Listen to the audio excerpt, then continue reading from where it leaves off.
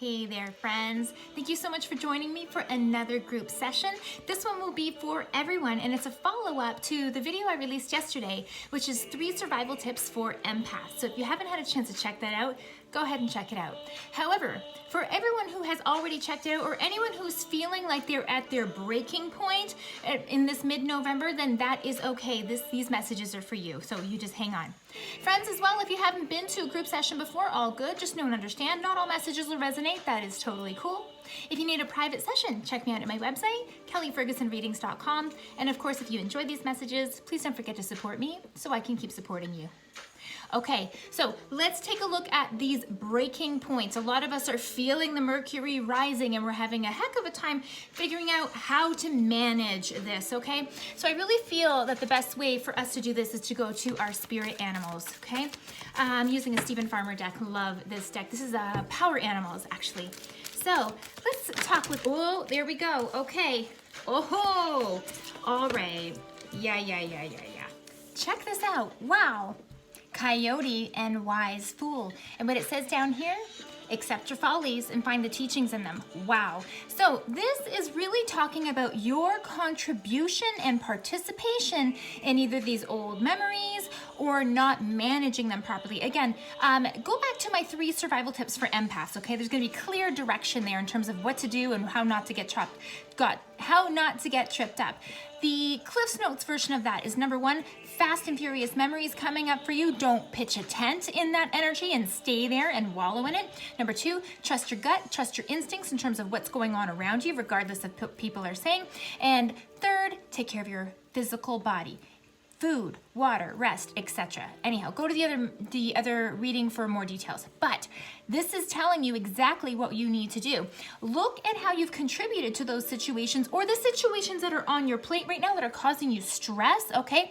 And see, how am I behaving? How am I contributing into the situation? Are you adding drama in yourself? Are you backing away from the fire?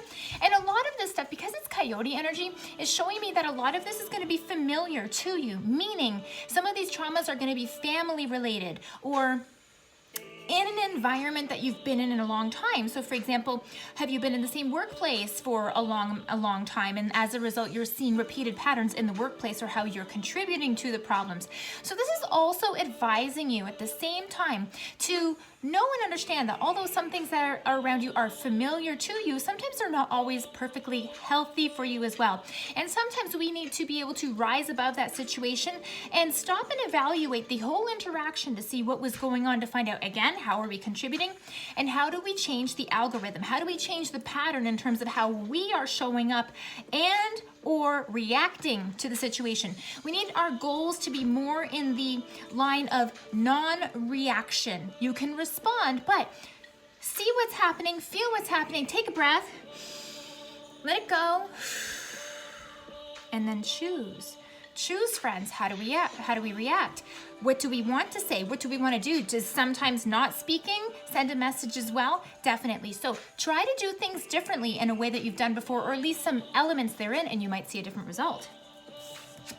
Dove and serenity. And what it says down here is slow down, pause, and breathe. And that can't be a truer message. And definitely followed up with coyote and wise fool, just like I said. Stop, breathe, choose your reaction. This is the same thing, okay, friends? But this is also saying for you, it's been so heavy lately. You've been stressed. There's been a lot of agitation and frustration going on.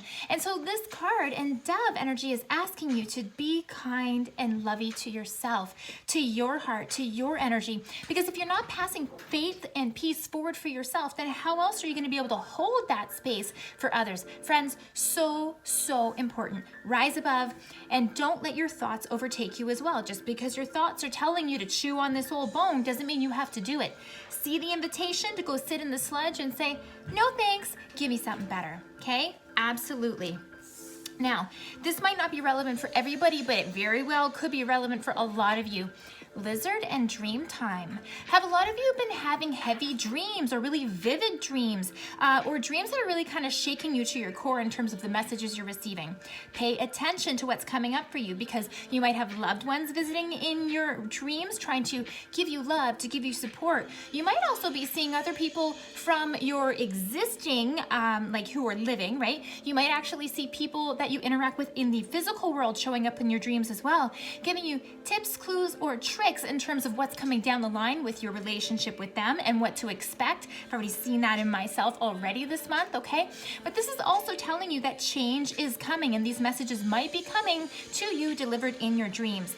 If you don't keep a dream journal, now might be a really good time to do so. Just keep something small like this by your bed. Doesn't have to be all fancy or nothing like that. When you wake up in the morning, or even if you wake up at like 3 or 4 in the morning, right, even better, write down all of the things that you can remember from your dreams. It doesn't matter if you remember it all. Write down all the elements you do remember, whether it makes sense or not. Start to get into a habit of doing this, because when you do, your dreams are going to become more vivid and you're going to start to put some of the puzzle pieces together, okay? Definitely don't overlook this tool. It's a huge tool. And then lastly, eagle and spirit. And the message here is rising above. What it says here is trust in your higher self. And whenever I connect to eagle energy, I always feel like I'm connecting to my higher self, this higher version of myself that sees all below, that sees the drama pieces, that sees the nonsense, but also sees the focus of what we are intended to do and where we intended to grow. Ask yourself the question when you're about to respond, okay? And some of you might think this sounds silly, but stop and ask, how would my higher self respond? What would my higher self do? Would your higher self belly up to a fight? Would your higher self be rude and nasty and manipulative? Of course not. Would your higher self mimic negative energies being sent towards you to send it back? No. Take the high road, friends. And part of taking the high road is knowing what is right for you. Whether it is not pitching a tent in those old memories, whether it is you not trusting yourself and your intuition, or whether it's not taking good care of your physical body. All of this is so, so important for you right now. Friends, your spirit team and your spirit animals are trying to guide you in a loving, supportive way to help you get through these ups and downs of this crazy, heavy November for many of us. Friends, you are going to be able to do it. Remember, keep the mind clean and clear. Keep the physical body happy and healthy so that it can manage the stresses going through the physical body. And remember to trust yourself. Trusting yourself is so, so important, friends. It will help you get through anything. I hope these messages are helpful for all of you. Your spirit animals are absolutely here connecting with you, guiding you, and supporting you. And again, if you enjoy these messages, please don't forget to support me so I can keep supporting you. And I hope to see you next week for your next group reading. Thank you, friends.